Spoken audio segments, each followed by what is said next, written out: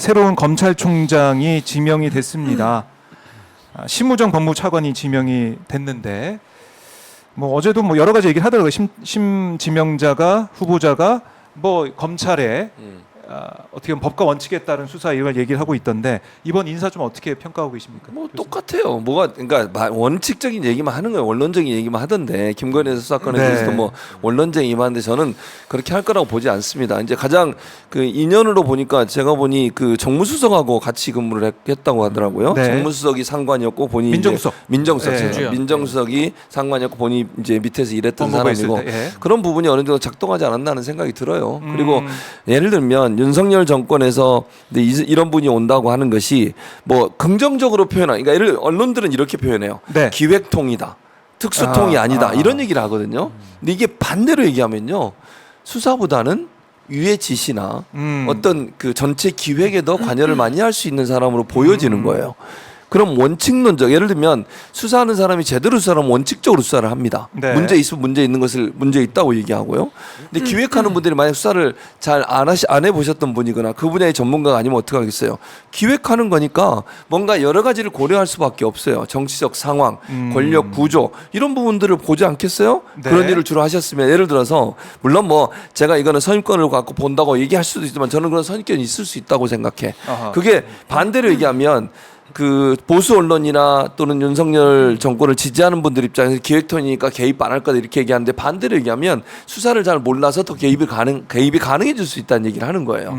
그냥 어떤 논리를 만들어내고 그 논리를 그냥 전파하고 네. 정당성을 확보해주고 아니면 이게 맞다라고 주장하고 이럴 수 있는 그런 가능성이 높은 사람 아니겠어요? 원칙 갖고 수사하는 사람 같으면 외압이 들어와도 나는 끝까지 가겠다라고 얘기할 수 있겠지만 네. 어떤 사안을 보는 관점에서 수사를 전문적으로 하는 것보다 기획적인 일을 더 많이 했다고 하면 도리어 뭔가를 만들어내거나 어떤 부분들을 기획해서 본인이 원하는 방향으로 끌고 가는데 더 능하는 사람이 될 수도 있다라는 우려가 있는 거라고 저는 생각해요. 그러니까 소위 지금 보수 언론이나 보수 진영에서 얘기하는 기획통이니까 괜찮을 거다, 이 사람은 뭐 개입하지 않을 거다, 이런 논리는 반대로 얘기하면 그럴 가능성이 높아지는 상황이 될 수 있다고 저는 봅니다. 네, 변호사님은 어떻게 보셨어요? 그러니까 이게 지금 예. 검찰 조직이 완전히 망가졌다라고 저는 보거든요. 그러니까 결국에는 그 망가뜨린 주체는 윤석열 검찰총장 출신 대통령인 거고, 그 대통령이 됐다 그래서 망가졌다는 얘기를 하는 게 아니고요. 지금 김건희 여사 조사하는 방식 하나만 놓고 봐도 완전히 권력 앞에서는 애완견처럼 배를 뒤집고 배를 쓰다듬어 달라라고 지금 하고 있는 것과 똑같거든요.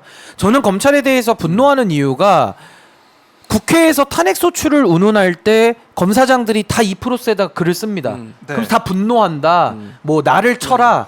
헛소리들을 막 했거든요. 근데 김건희 여사에 대해서 검찰의 독립성과 중립성이 무너질 때는 이분들이 다 침묵하거든요. 그러니까 이 대조되는 그림을 어떻게 바라봐야 되느냐. 그렇다면 우리 검찰에 대해서는 국민의 검찰이 아니라 권력자의 검찰이다라고 이미 규정을 내려야 되는 거고, 전 오늘 그 심 후보자가 뭐 법과 원칙 운운하는데 이게 얼마나 공허합니까?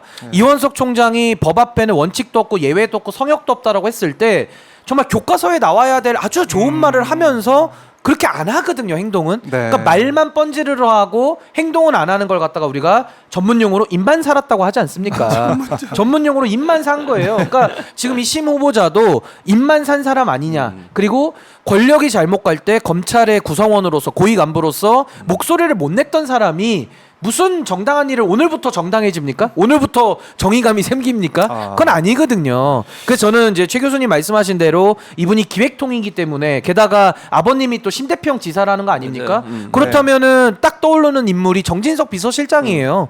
결국에는 충남에서 과거에 자유선진당 구자민련이죠. 자민련에서 같이 생활했던 사람들이 마치 그 가족관계나 끈끈하게 사적 인연으로 맺어져서 발탁된 거 아니냐, 이런 네. 생각을 충분히 할 수 있는 거고, 심 후보자가 과거 문재인 정권의 추미애 장관 시절에도 윤석열 당시 검찰총장 징계하는 거 사인 안 하면서 끝까지 버텼다는 거 아닙니까? 그렇다면 이제 와서 윤석열 대통령을 그때 기준으로 본다 그러면 이분은 그때부터 윤석열 총장한테 줄을 댔던 사람이에요. 그러니까 보훈으로 자리를 받았다라고 우리가 규정해도 크게 지나치지 않는다. 그렇다면 윤석열 시대 이 검찰은 네. 저는 더 이상 회생이 불가능한 지경에 빠지는 거 아닌가라는 생각이 듭니다. 그러니까 그런 얘기도 있잖아요. 그러니까 검찰총장이 누가 되든 그게 뭔 상관이냐. 그렇지, 별 어차피 의미 없어요. 검찰총장 직접적인 역할은 윤 대통령이 하고 있는 게 아니냐. 김주현 민정수석을 통해서 중앙지검장하고 같이 이렇게 직통 라인으로 얘기하고 있는 게 아니냐 이런 말이 나오고 있기 때문에 그러니까 정확하게 말하면 네. 검찰의 공식 개선이 무너진 거죠. 그러니까 쉽게 말하면은 대통령실도 우리가 V1, V2, V0 논란이 있잖아요. 네. 그것처럼 검찰도 검찰총장은 핫바지고 그냥 바지 사장이고 예. 그냥 뭐 대통령실의 누군가와 대통령을 정점으로 해서 이창수 중앙지검장하고 지금 다 하는 거 아니냐 이렇게 해석이 가능하거든요. 근데 이런 검찰의 현실에 대해서 검찰 구성원 그 누구도 목소리를 안 낸다라는 게 이 검찰에 희망이 없다는 거죠. 희망이 없는 검찰입니다. 희망이 없는 검찰이다라고 지적을 해주셨고